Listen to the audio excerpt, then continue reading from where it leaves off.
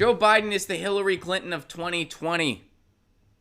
Americans want outsiders, reformers, and fresh faces, not politicians with decades of baggage. I agree. I agree with both those statements. Joe Biden is the Hillary Clinton of 2020, and we are in an outsider time. How do we know that? Just look at who the president is. Donald Trump is president. We are in an outsider time.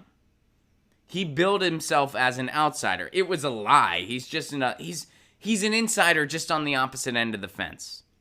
That's it.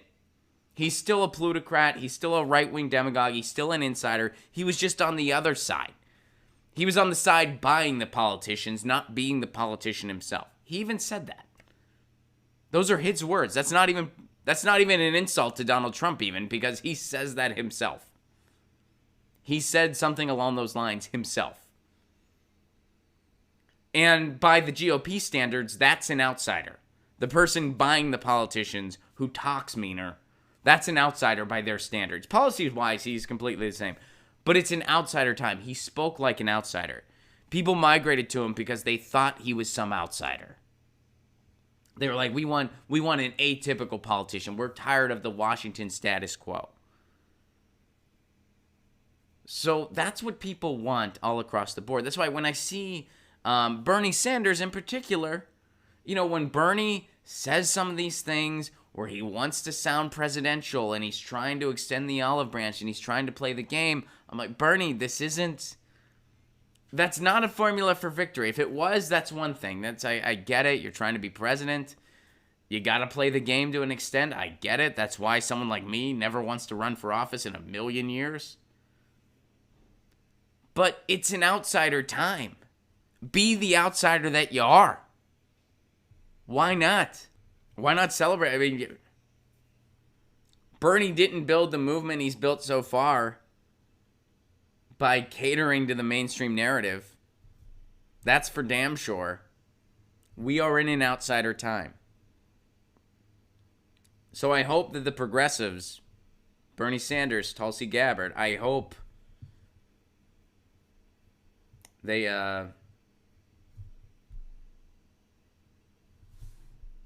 go the outsider route. And more establishment is not going to beat Trump. So let's go to this article. To be certain, the Democratic Party establishmentarian Hillary Clinton lost in 2016 because she was not likable enough, a sentiment that may or may not be thinly veiled code for saying that she's a woman. Their solution in 2020 is good old Joe Biden.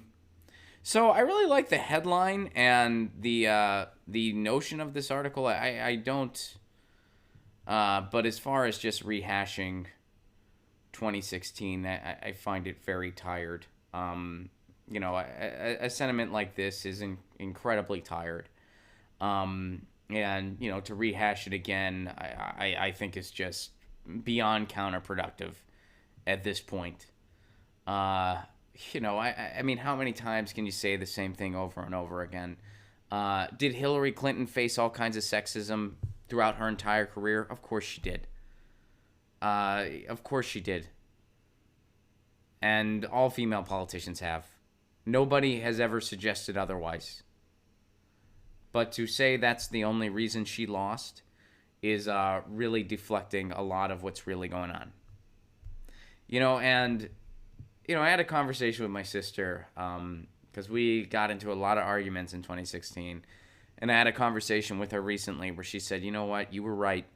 You were right that she couldn't beat Trump, that she was not the right candidate for the time that we were in. But you know what? In the general election, I voted for the woman who was the most qualified option on that ballot. And I looked at her and I said, no, you didn't. I did. I voted for Jill Stein. I voted for the woman who was the most qualified candidate on that ballot. But anyway, so let's see if there's anything else in this article. I kind of like the headline, and I like the thesis of the headline. All right, so Biden on the likability frame, according to this article, is the opposite of Clinton. Did they write this a couple years ago? Or is this from, like, now? No, this is recent. Okay. A backslapping pole man who enjoys shooting the breeze with reporters. But the reality is Clinton was plenty likable at key moments in her career. Most notably, one of the main reasons the Democratic Party rallied around her so hard in 2014 and 2015 is that when she was Secretary of State, her approval ratings were far higher than Barack Obama's. That was because he was in the spotlight all the time, because he was president.